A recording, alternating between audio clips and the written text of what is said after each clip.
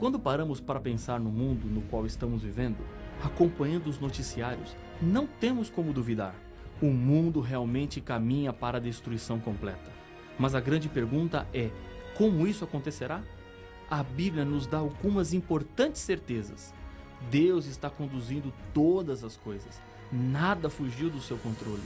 Estamos vivendo nos últimos dias, nos momentos finais da história deste mundo.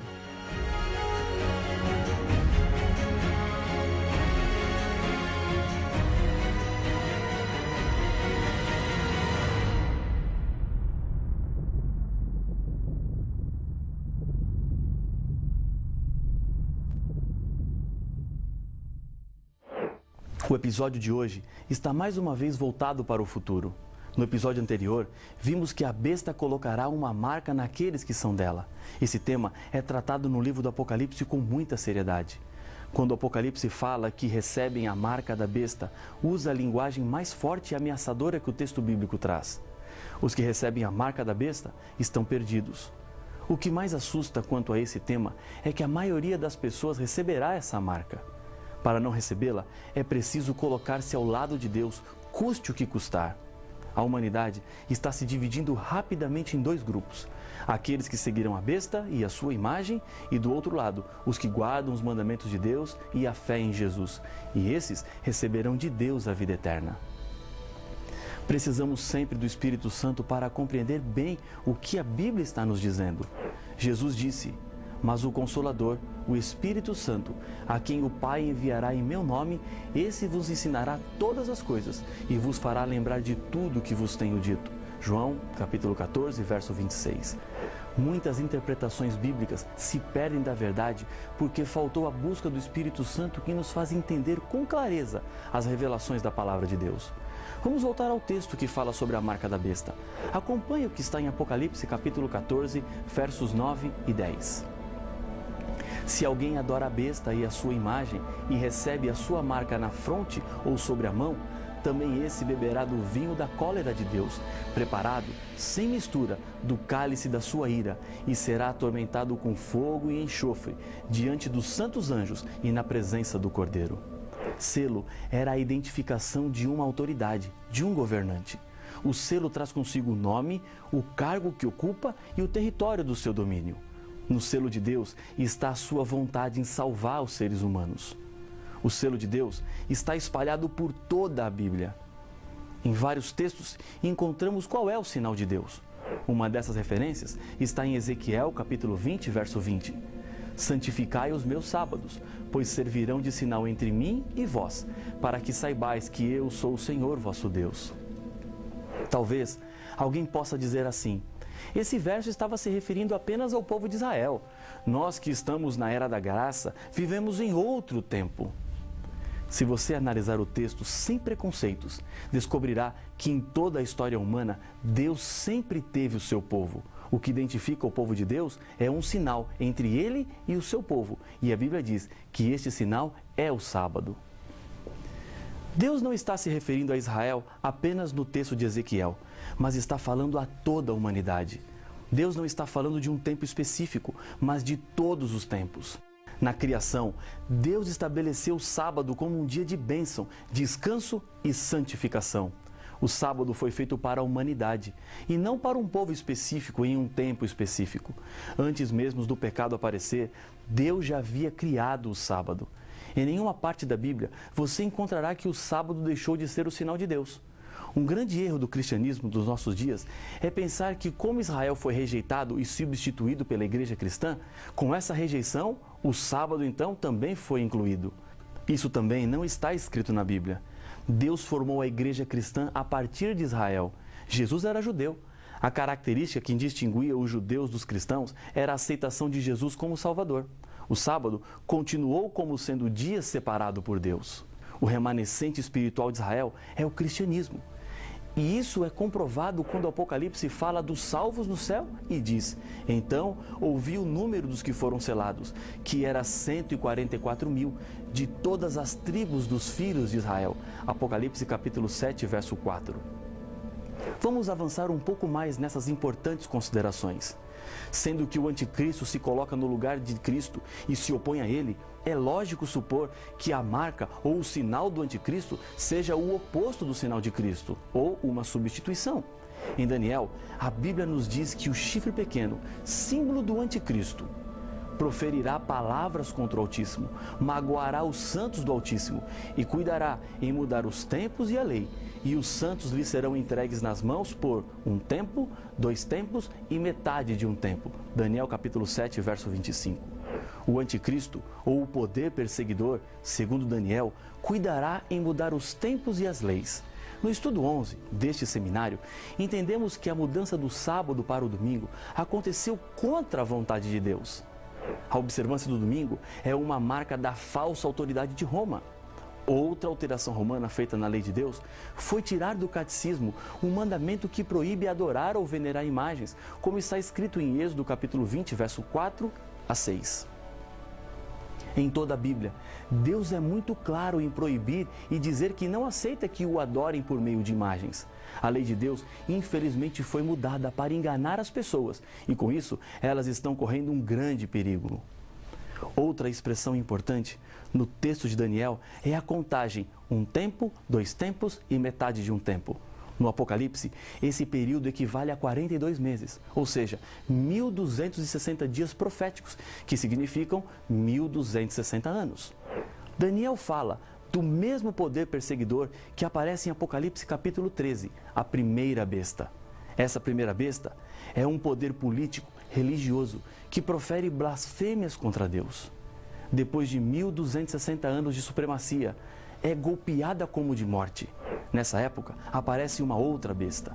Apocalipse 13:11 nos revela: Vi ainda outra besta emergir da terra. Possuía 2 chifres, parecendo cordeiro, mas falava como dragão. Todas as características da segunda besta assinaladas na profecia se cumprem com o surgimento dos Estados Unidos da América. Surgiram como nação em 1776, em um território não habitado por outra nação civilizada. Segundo a profecia, surge da terra e não do mar como a primeira besta. Mar, segundo Apocalipse capítulo 17, verso 15, significa lugar povoado, e terra significa um lugar não povoado. Em seu começo, os Estados Unidos falavam como cordeiro, símbolo de seus ideais de liberdade. Porém, chegaria o momento em que a profecia diz que falará como dragão. A segunda besta, representada pelos Estados Unidos, se une à primeira besta e diz o Apocalipse: faz com que a terra e os seus habitantes adorem a primeira besta, cuja ferida mortal fora curada. Apocalipse capítulo 13, verso 12. E lhe foi dado comunicar fôlego à imagem da besta, para que não só a imagem falasse, como ainda fizesse morrer quantos não adorassem a imagem da besta. Apocalipse capítulo 13, verso 15. A profecia bíblica está nos falando de uma união entre 2 bestas, somando forças políticas e religiosas. Isto é uma profecia, e lembre-se que quando a Bíblia fala do futuro, ela nunca erra. As relações entre os Estados Unidos e o Vaticano estão se tornando cada vez mais estreitas. A aproximação iniciada no começo da Primeira Guerra Mundial, quando o presidente Roosevelt enviou a Roma um representante pessoal e o Papa um delegado apostólico para os Estados Unidos. Aumentou quando, em 1961, aconteceu a posse do primeiro presidente americano católico, John Kennedy, e depois, em 1984, quando o presidente Reagan nomeou o primeiro embaixador norte-americano junto ao Vaticano.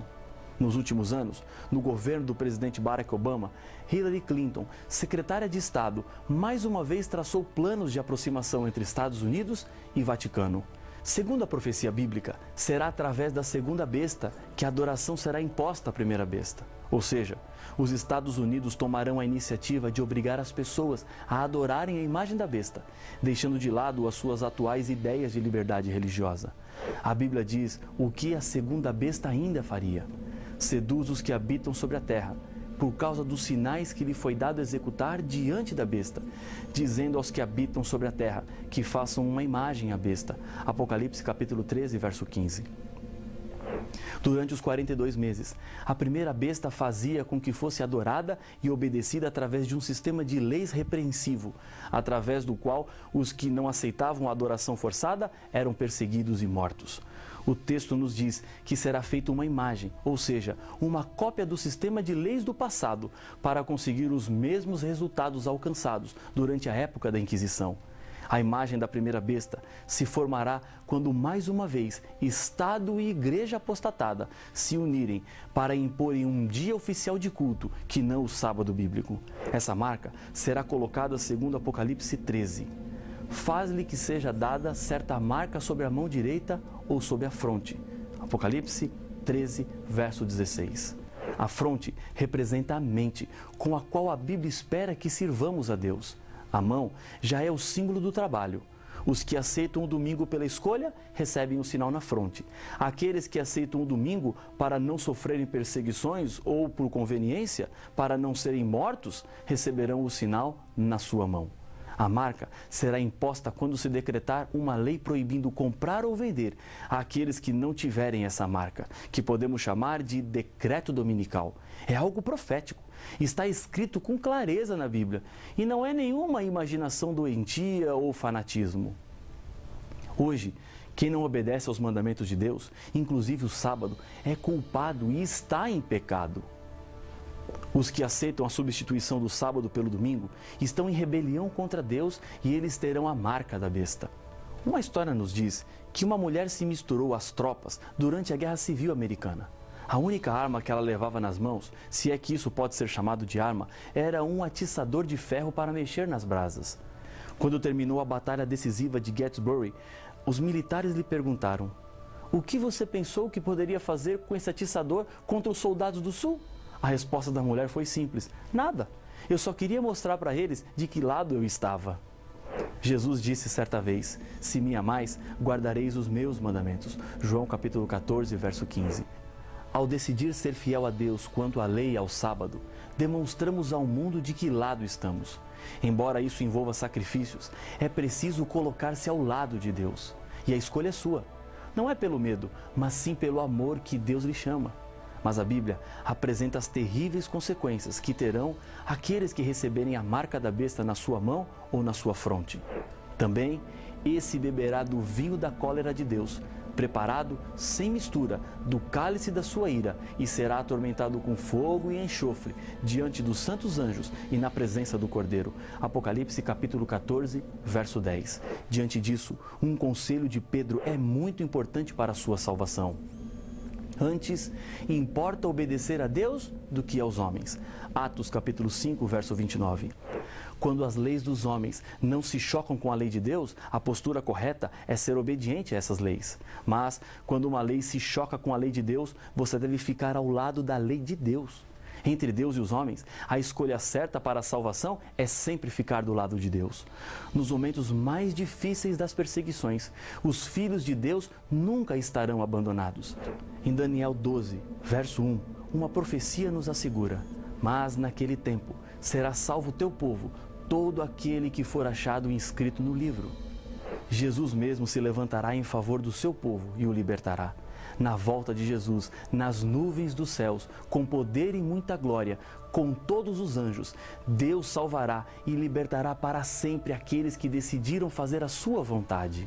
Há muitos anos atrás, um pastor caminhava pelas ruas de uma cidade quando encontrou um menino com uma gaiola cheia de pássaros conhecidos.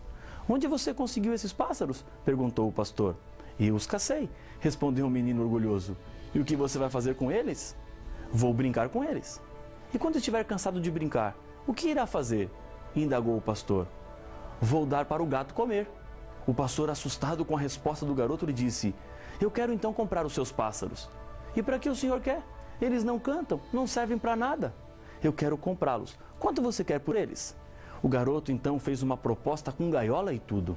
O pastor comprou todos os pássaros que estavam assustados com tudo aquilo que estava acontecendo. O menino seguiu o pastor com curiosidade para saber o que é que ele iria fazer. Viu quando o pastor chegou a um parque e abriu a porta da gaiola. Nenhum pássaro se movia. Não notavam que estavam livres. Ele começou a mexer a gaiola e, um a um, os pássaros batiam as asas e voavam de novo rumo à liberdade. O menino, anos depois, escrevendo sobre o que aconteceu, dizia: quando os pássaros começaram a voar, estavam dizendo: estamos livres da morte. Cristo nos liberta sempre. Na cruz do Calvário, pagou completamente o preço do nosso resgate, com o qual nos liberta da culpa dos nossos pecados, e quando derramar a última tormenta do conflito dos séculos, virá para nos buscar e dar a completa liberdade do mal para os seus filhos. Satanás será completamente destruído. Jesus prometeu: não se turbe o vosso coração. Credes em Deus? Crede também em mim. Na casa de meu pai há muitas moradas. Se assim não fora, eu vou-lo teria dito, pois vou preparar-vos lugar. E quando eu for e vos preparar lugar, voltarei e vos receberei para mim mesmo, para que onde eu estou, estejais vós também. João, capítulo 14, versos 1, 2 e 3. Deus deseja que todos nós nos salvemos. Satanás quer desesperadamente que nos percamos. A nossa decisão é expressada através da obediência. A Bíblia diz que somos escravos daquele a quem obedecemos. Hoje, você pode escolher a quem obedecer. Qual é o caminho que você vai seguir? Que tipo de sinal ou marca você quer receber? O selo de Deus ou a marca do inimigo? Não existe neutralidade. Não é possível ficar com o pé com Deus e o outro não. A promessa de Jesus será cumprida e depende de você, agora, qual caminho você seguirá. Para confirmar a sua decisão de estar ao lado de Jesus, eu quero lhe convidar, mais uma vez, para orar comigo. Pai nosso, no meio das incertezas, a Tua palavra nos dá a certeza. Mais uma vez, apela aos nossos corações. Chama-nos a uma decisão sincera de andarmos ao Teu lado e nos prepararmos para a salvação, é o que eu lhe peço no nome de Jesus. Amém.